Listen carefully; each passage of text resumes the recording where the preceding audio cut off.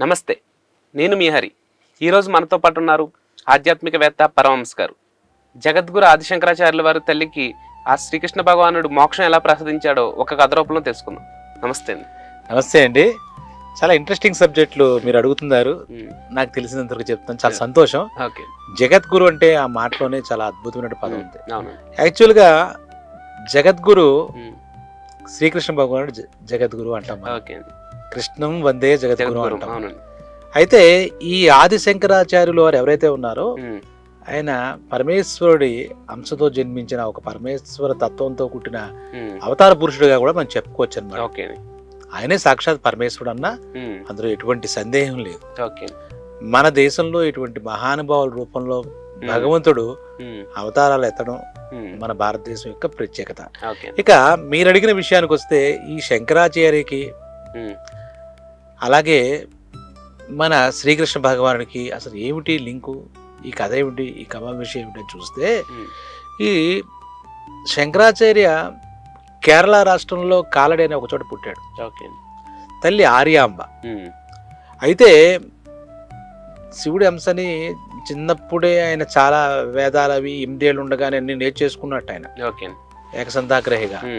తర్వాత అక్కడ ఆ వయసులోనే ఆయన ఎన్నో మహిమలు విభూతులు చూపించాడు శంకరుడు. ఒకసారి ఆయన ఇంకా ఆయన ఎందుకు వచ్చాడంటే భూమి మీద సన్యాసం తీసుకుని మన ఈ రూపంలో ఈ హిందూ ధర్మం అద్వైత సిద్ధాంతం వీటిని కాపాడాలి అనే ఉద్దేశంతో ఉద్భవించాడు. శంకరాచార్య జన్మరహస్యం తీసుకుంటే కనుక ఆయన పుట్టుకు ఒక అర్థం ఉంది. ఓకే. ఆయన 8వ ఏటే సన్యాసం తీసుకుందాం అనుకున్నాడు. తల్లి ఆర్యాంబ ఆవిడ పేరు. ఓకే. ఆవిడ కూడా చాలా పవిత్రమైన ఆవిడ, చాలా గొప్ప ఆవిడ. గొప్ప ఆవిడ కడుపులో గొప్పవాడు పుట్టలో ఆశ్చర్యం ఉంది. కానీ ఆవిడకి తెలియకుండా ఎలా తీసుకోవాలి, తల్లి పర్మిషన్ లేకుండా సన్యాసం తీసుకోకూడదు ఎవరైనా సరే. ముఖ్యంగా తల్లి యొక్క అనుమతి తీసుకున్న తరువాతే ఆవిడ మనస్ఫూర్తిగా ఇస్తే మాత్రమే సన్యాస దీక్ష తీసుకోవాలి. అది ప్రాథమిక నియమం. లేదంటే ఆ గృహస్థుగా పెళ్లి చేసుకుని సంసారం చేసి సంతానం కానీ ఆ వంశాభివృద్ధికి దోహదం చేయాలి. అదే జన్మ యొక్క రహస్యం. మనందరం కూడా అదే సన్యాస దీక్ష. అదే అమ్మ ఒప్పుకోదని ఈ బాలశంకరుడికి తెలుసు. ఒకరోజు ఒక ప్రణాళిక చేశాడు. ఆయన జన్మరహస్యం ఆయనకి తెలుసుగా. ఆయన ఏం చేయడానికి వచ్చాడు, భూమి మీద పెళ్లి చేసుకుని పిల్లల్ని పుట్టడానికి కాదు కదా, పుట్టించడానికి కాదు కదా. వెంటనే స్నానం చేస్తూ ఆ నదిలో ఒక మొసలి పట్టుకుందని గబగబా అరవడం మొదలెట్టాడు 8 ఏళ్ల బాలుడు. ఓకే. అందరూ కంగారు పడి ఆర్యమ్మ దగ్గరికి వెళ్తే ఆవిడ వెళ్ళి చూసేసరికి అమ్మ అమ్మ అమ్మ మొసలి పట్టేసుకుందే కాలని అరుస్తున్నాడు. అక్కడ అరిస్తే అయ్యో నాయన, అయ్యో నా వెరినైనా ఓర్చుకో, ఏదైనా చేద్దామని ఆవిడ ఎవరి కోసం సహాయం అందిస్తారేమో చూడసాగుతోంది. ఆవిడ చూస్తే అమ్మ అదే అయ్యే పని కాదు, ఒక పని చెప్పు, ఇప్పుడు ఈ మొసలు నన్ను తినేస్తుంది, నువ్వు దానిలోగా ఒక పని చెప్పు, నేను సన్యాసం తీసుకుంటాను, ఆ సన్యాస ఆశ్రమ దీక్షకు నువ్వు ఒప్పుకుంటే కనుక ఈ మొసలు నన్ను వదిలేసిపోతుంది అని చెప్తాడు. ఆ కొడుకు బతికితే చాలు అన్నట్టుగా ఆ ఆర్యాం ఏముంది, సరేరా నాయన ఒప్పుకున్నాను అని చెప్పేసి అంది. వెంటనే అమ్మ నువ్వు ఒప్పేసుకున్నావు అని చెప్పేసి వాడు బయటకు వస్తాడు. దాంట్లో నదిలో స్నానం చేసిన వాడు బయటకు వస్తాడు. అమ్మయ్య అనుకుంది. తర్వాత నువ్వు చెప్పావు కదమ్మా, నేను చాలా సాధించాల్సి ఉంది, ఈ భరత భూమికి భరతఖండానికి చేయాల్సి ఉంది, నువ్వు అనుమతి ఇవ్వాలి, నేను ఇందాక ఒప్పుకున్నావు అని చెప్పేసి వెళ్ళిపోదామని సన్యాస దీక్షకి సిద్ధమైపోయాడు. అందరినీ వదిలి వెళ్ళిపోవాలి, ఇక నా అనే బంధం ఉండకూడదు, అదే సన్యాస దీక్ష. అక్కడ అమ్మ దగ్గరికి వెళ్ళి అమ్మాయి ఇది ఏంటంటే ఆవిడ కన్నీళ్ళు ఎట్టుకుంది. ఒరే ఏదో ఆ సమయంలో నిన్ను రక్షించుకోవాలనే ఉద్దేశంతో నేను ఒప్పుకున్నాను, కానీ నాకు నిజానికి ఇష్టం లేదు, అయితే ఇప్పుడు ఏం చేద్దాం అన్నప్పుడు అమ్మ నువ్వు ఒప్పుకున్నావు, నేను దీక్ష తీసుకుని అందరినీ వదిలి వెళ్తాను వాళ్ళ చెప్తే, మరి నేను ఇప్పుడు పర్వాలేదు, నాకు అవసాన దశ వచ్చి వృద్ధాప్యం వచ్చినప్పుడు నన్ను ఎవరు చూస్తారు, నాకు దిక్కెవరు, ఉన్న ఒకటే కొడుకువి, ఇదేంట్రా నాయన అని మళ్ళా అలా బాధపడుతుంది. అమ్మా నువ్వు నన్ను తలుచుకుంటే అప్పుడు నేను వస్తాను, నువ్వు తలుచుకుంటే చాలు, నీకు ఆ సమయంలో నా గురించి తలుచుకు శంకరాన్ని పిలువు, నేను వచ్చి నీ కళ్ళ ముందు వాళ్తాను అని చెప్పేసి మాట ఇచ్చాడు మన ఆదిశంకరాచార్య జగత్పాదులు. ఇచ్చిన వెంటనే వెళ్ళిపోయాడు. ఓకే. తర్వాత ఈవిడ కొడుకుని తలుచుకుంటూ అలా మొత్తం మీద కాలం గడిపింది. ఈవిడికి వయసు వచ్చింది, వయసు మీరింది, పెద్ద ఆవిడ అయిపోయింది, మంచం ఎక్కింది, ఇంకా మృత్యుగడలు సమీపించాయి ఈ ఆర్యాంబకి. అప్పుడు ఆ రోజు వీడు రోజు గుర్తొస్తున్నాడు కొడుకు. నాకు మాట చెప్పాడు కదా, పిలిస్తే పలుకుతా అన్నాడు కదా శంకరుడు, వాడిని పిలుద్దామని లోపల అదే మనసులో అదే పనిగా శంకర శంకర రారా శంకర రారా అనుకుంటూ ఆవిడ తలుస్తోంది. ఆ మాట ఆయనకి చేరింది. మహానుభావుడు, ఆయన చేరడం ఏముంది, అమ్మ అవసాన దశలో ఉంది, నన్ను తలుచుకుంటోంది అని అనుకున్నాడు. వెంటనే ఆయన పని చేశాడు మహానుభావుడు. జగద్గురువైనటువంటి శ్రీకృష్ణ భగవాను ప్రార్థించాడు. ప్రార్థిస్తే వెంటనే ప్రత్యక్షమయ్యాడు ఈయనకి శంకరాచార్య. ఈయన ఎక్కడో హిమాలయాల్లో ఎక్కడో ఉంటుంటాడు ఆ టైంలో. అక్కడ ప్రార్థిస్తే అక్కడ టక్కర వచ్చి నిలబడ్డాడు. ఏంటి శంకర, ఎందుకు పిలిచావు, ఏంటి నా గురించి ఎందుకు నువ్వు ప్రార్థిస్తావు అంటే, అమ్మకు బాలేదు భగవాన్, అమ్మకు బాలేదు. ఆ రోజుల్లో నువ్వు ఎందరికో మోక్షం ఇచ్చావు, ముఖ్యంగా కురుపితామహుడైన భీష్మాచార్యులకి నీ మోక్షంతోనే సాగనింపావు, నువ్వు ఇచ్చిన మోక్షమే అయింది. నా తల్లి కూడా నీ చేతితో మోక్షం ఇవ్వు, నాకు జన్మనిచ్చిన నా తల్లికి నేను కోరుకున్నాను. సరే శంకర అన్నాడు. వెంటనే ఇక్కడ బెడ్ మీద ఉంది కదా అవసాన దశలో ఉన్నటువంటి ఆర్యాంబ దగ్గరికి కృష్ణ భగవాన్ టక్కన వెళ్ళి అది వెళ్ళిపోయాడు. ఈవిడికి ఏంటి, నా అబ్బాయి చెప్పాడు, మాట ఇచ్చాడు, కానీ ఈ క్షణం దాకా రావట్లేదు, ఏంటి వస్తాడా, నా మాట నా బాధ వాడికి చేరుతుందా నా కొడుకు అని కుమిలిపోతోంది.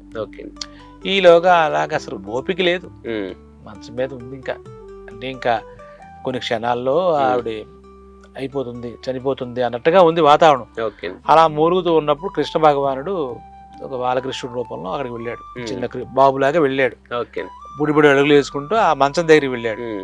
శంకర వచ్చావా, నా మొర విన్నావా, నిన్ను చూసి చచ్చిపోతాను అన్న టైంలో ఇవిడ ఏదో డైలాగులు చెప్తుంది. అక్కడ కూడా కళ్ళు తెరవలేకపోతుంది, శక్తి లేదు ఆల్మోస్ట్. అప్పుడు కృష్ణుడు వెళ్ళేసరికి ఈ సౌండ్ విని ఆ మంచం దగ్గర ఉన్న వెళ్ళి ఆ బాలకృష్ణుడు ఇలా హత్తుకుంది అనమాట. అలా హత్తుకునేసరికి ఒంటికి కృష్ణ భగవానుడు పెట్టుకున్నటువంటి నగలు అవన్నీ ఉంటాయి కదా, అవన్నీ తగిలాయి. ఏంటి నా శంకరుడు సన్యాసం తీసుకున్నాడు కదా, ఇక్కడ తీరా చూస్తే ఇవన్నీ ఆభరణాలు తగులుతున్నాయి, ఏమిటి, ఏం జరిగిందని చెప్పేసి ఆవిడ బలవంతంగా కళ్ళు తెరిచి చూసింది. చూస్తే ఇక్కడ ఎదురుకుండా శ్రీకృష్ణ భగవానుడు. అంటే ఆవిడ కేరళ కదా, ఆ గురువాయూరప్ప అంటే బాలకృష్ణుడు అనమాట, చిన్న కృష్ణ రూపంలో ఉంటాడు, విగ్రహం రూపంలో. ఆ కృష్ణుణ్ణి ఎప్పుడు ఆరాధించేది మామూలుగా. ఆ కృష్ణుడు వచ్చేసరికి ఒక్కసారిగా ఆవిడకి ఇంకా ఎంతో తెలియని ఆనందం, కళ్ళు తెరిచి అలా చూసింది. కృష్ణ, ఈ దీనిరాలు కరుణించావా, నిన్ను నోరు తెరిచి కృష్ణ అని పిలుచుకునే శక్తి కూడా నాకు లేదు, ఇప్పుడు నేను శక్తిహీనురాలు అయిపోయాను, ఈ క్షణం ఆ క్షణం అన్నట్టాను, నువ్వు నన్ను కరుణించావా అని చెప్పి ఆవిడ కృష్ణుడితో ఎంతో కన్నీళ్ళు పెట్టుకుంటూ మాట్లాడుతోంది. ఆ టైంలో మన శంకరాచార్య కరెక్ట్గా ఎంటర్ అయ్యాడు. శంకరా వచ్చావా నువ్వు కూడా నాన్న, నువ్వు నాకు పుత్రుడిగా పుట్టావు, ఎంత నా అదృష్టం నాకు అర్థమవుతోంది. అప్పుడు కృష్ణుడు ఏం చెప్పాడు అంటే, ఆ చెప్పిన దానికి ఈ డైలాగ్ అన్నమాట. అమ్మా, నీ కొడుకు నీ పుత్రుడు నన్ను ఆదేశించాడు నీ దగ్గరికి వెళ్ళమని, నీకు మోక్షం ఇమ్మని.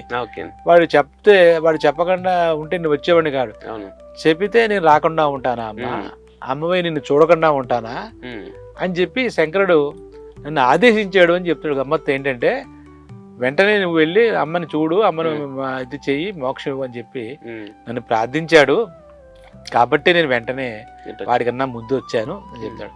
అది విని ఆనందపడి, శంకర నీ మాటనే సాక్షాత్ భగవంతుడే వింటున్నాడు, నా అదృష్టం రా నువ్వు నా కడుపును పుట్టడం ఏంటి అంటే, అమ్మ నాదేం లేదు, ఈ జన్మే నువ్వు ఇచ్చింది. ప్రతి తల్లి కూడా జన్మనివ్వడానికి పునర్జన్మ ఎదుగుతారు.